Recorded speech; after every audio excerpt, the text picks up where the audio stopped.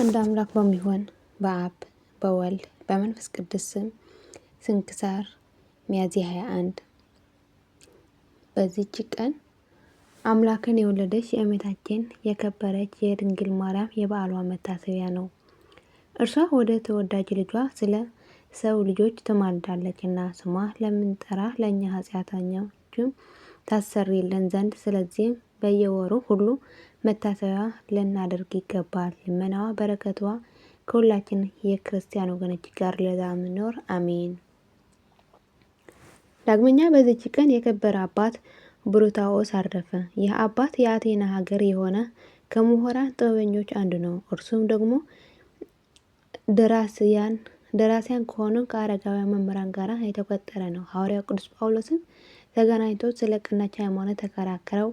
የክብር ባለቤት የጌታችን ኢየሱስ ክርስቶስ ሃይማኖት የቀናች እንደሆነች ተረድቶ አመነ። በሐዋርያው ጳውሎስ እጅ ተጠምቆ የቤተ ክርስቲያን ሕግና ሥርዓት ተማረ። ከዚህም በኋላ ቅዱስ ጳውሎስ በአቴና ሀገር ቅስና ሾመው። በታላቂቱ ሀገር በአቴና የመምህራን አለቃ ከሆነ ዘመደ ላህም አብሮባ ከተባለ ከከበረ ዲዮናስዮስ ጋር ተገናኘ። እርሱም የክብር ባለቤት ስለሆነ ስለ ጌታችን ኢየሱስ ክርስቶስ ሃይማኖት ብዙ ተገለጠለት። ከውስጡ ስውር የሆነበትም ተረጎመለት። እጅግም አዋቂ ሆነ። ይህ አባት አምላክን የወለደች የእመቤታችን የቅድስት ድንግል ማርያም ባረፈችበት ቀን ደርሶ በሐዋርያት መካከልም ቆሞ በደረሰውም ማህሌትና ዝማሬ ጣዕም ባለው በመሰንቆ ዜማ ድምፁም አጽናናቸው። ከአይሁድና ከአሕዛብም ብዙዎች መልሰው ወደ ክብር ባለቤት ወደ ጌታችን ኢየሱስ ክርስቶስ እምነት አምነው አስገባቸው። በተሰጣቸውም ጸጋ የነግደው ታላቅ ትርፍ አገኙት። ሐዋርያትም ኤጲስቆጶሳት ሊሾሙት በፈለጉ ጊዜ ጌቶቼ ይቅርታ አድርጉልኝ፣ እኔ ለዚህች ለከበረች ሹመት አልበቃሁምና የቅስናውም አገልግሎት ልፈጽም አልቻልኩምና ተውኝ ብሎ ማለዳቸው። በእውቀቱና በስራው ሰማያዊ ሀብት ተቀብሎ ወደ ክብር ባለቤት እግዚአብሔር ሄደ። በረከት ከእኛ ጋር ለዘላለሙ ትኑር አሜን። ዳግመኛ በዚች ቀን በጎ ስም አጠራር ያለው የከበረ አባት የሐዋርያትን አምሳል ሃይማኖት የሚሰብክ የአባ ዕንባቆም መታሰቢያው ነው። ይህ ቅዱስ በአባ ጴጥሮስ ዘመን ይኸውም የክርስትና ጥምቀት ያጠመቀውና ያስተማረው ነው።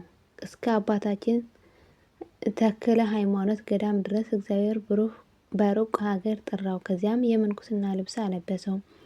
ከዚያም በኋላ በአባታችን ተክለ ሃይማኖት ወንበር ለመሾም እስከተገባው ድረስ በበጎ ገድል ሁሉ ሊጋደል ጀመረ።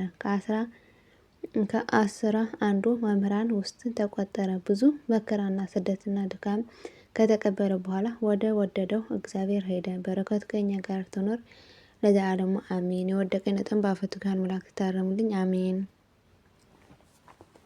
አቡነ ዘበሰማያት ይትቀደስ ስምከ ትምጻእ መንግሥትከ ወይኩን ፈቃድከ በከመ በሰማይ ከማሁ በምድር ሲሳየነ ዘለለዕለትነ ሀበነ ዮም ኅድግ ለነ አበሳነ ጌጋየነ ከመ ንሕነኒ ንኅድግ ለዘአበሰ ለነ ኢታብአነ እግዚኦ ውስተ መንሱት አላ አድኅነነ ወባልሐነ እምኩሉ ኩይስ መዚአከ ይእቲ መንግሥት ኃይል ወስብሐት በሰላመ ቅዱስ ገብርኤል መልአኩ እግዝእትየ ማርያም ሰላም ለኪ ድንግል በኅሊናኪ ወድንግል በሥጋኪ እምእግዚአብሔር ጸባኦት ሰላም ለኪ በርክት አንቲ እምአንስቶ ብሩክ ፍሬ ከርሥኪ ተፈሥሒ ፍሥሕት ኦ ምልዕተ ጸጋ እግዚአብሔር ምስሌኪ ሰአሊ ወጸልዪ ምሕረተ ወንትሐነ ሀበ ፍቁር ወልድኪ ኢየሱስ ክርስቶስ ከመ ይስረይ ለነ ኃጣውኢነ ለዓለመ ዓለም ለዘላለሙ አሜን።